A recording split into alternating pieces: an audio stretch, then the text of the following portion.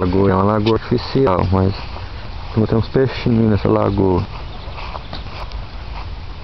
Tem umas tilapinhas aí, o povo fala. Tá meio seca agora, tá na época da seca, mas quando começa a chover, chega a transbordar.